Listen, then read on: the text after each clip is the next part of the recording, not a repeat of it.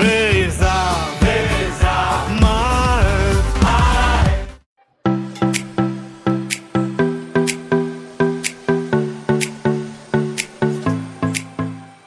ሰላም በመላው ዓለም የምትገኙ የዩቲዩብ ቤተሰቦቼ እንዴት ናችሁ?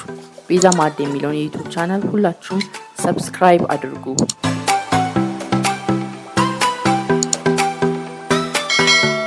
ወደ ፎሶሊያ አሰራር እንገባለን። ለፎሶሊያ የሚያስፈልገን ግብአቶች ፎሶሊያ ያስፈልገናል። ድንች፣ ካሮት፣ ሽንኩርት እንዲሁም ድል የቲማቲም ድል ያስፈልጉናል። ግን ሆኖም እናንተ ፎሶሊያችሁ ላይ የምትጨምሯቸው ሌሎች አትክልቶችን መጨመር ከፈለጋችሁ መጨመር ትችላላችሁ።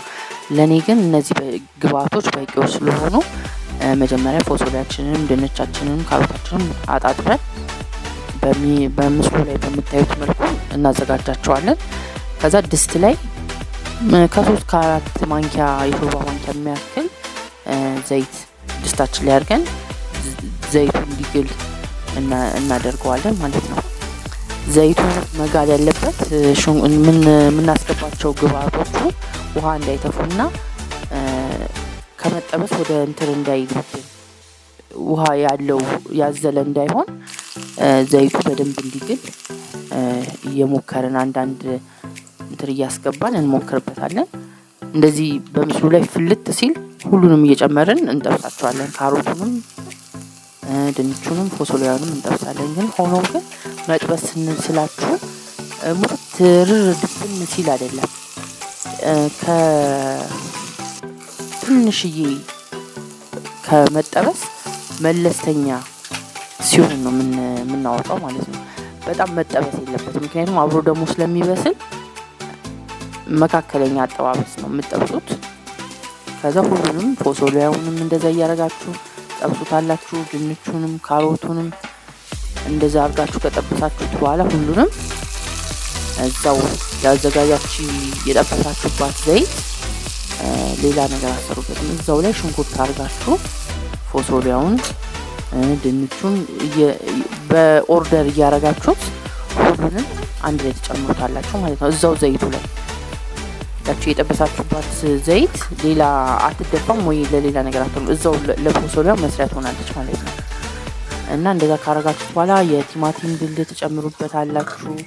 ከዛ በደንብ አድርጋችሁ እያሻችሁት እንዲዋሃድ ካረጋችሁት በኋላ ትንሽዬ መለስተኛ ውሃ ጠብ እያረጋችሁ እንዲቀላቀል ድሉ ምኑ ውስጡ በደንብ ይሄ ድርቅ ያለ ፎሶሊያ ሳይሆን እንደዚህ ለመብላት የሚያመች አይነት ፎሶሊያ እንዲሆን እያረጋችሁ ውሃ ትንሽ ጠብ እያረጋችሁ እያማሰላችሁት ታዘጋጁታላችሁ ማለት ነው። ፎሶሊያም ድንችም ካሮቱም አይቦካምም፣ እንደገና ደግሞ ድርቅም ብሎ ለመብላት አያስቸግራችሁ እንደዚህ ስትሰሩት ማለት ነው።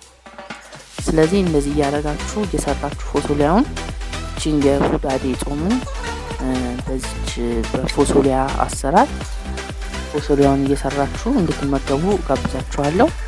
አሁን ከዚህም በመቀጠል ብዙ የጾም ምግብ አሰራሮችን አደርሳችኋለሁ ማለት ነው። ለዚህ ሳምንት ግን ይሄንን የፎሶሊያ አሰራር እየሰራችሁ እንድትበሉ ጋብዛችኋለሁ። ይሄን ፎሶሊያ መታሰቢያነቱ እንዲሆን ፈልገውና ሁሌም የምወዳት አያት አለችኝና ለሷ ነው ይሄንን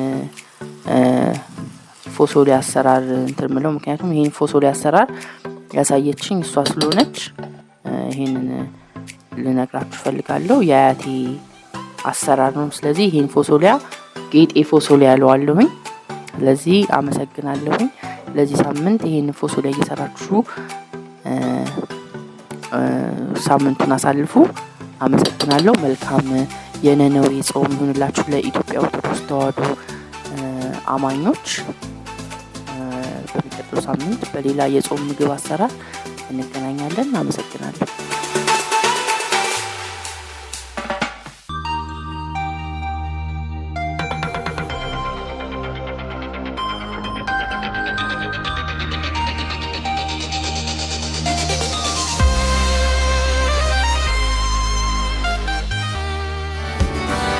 Beza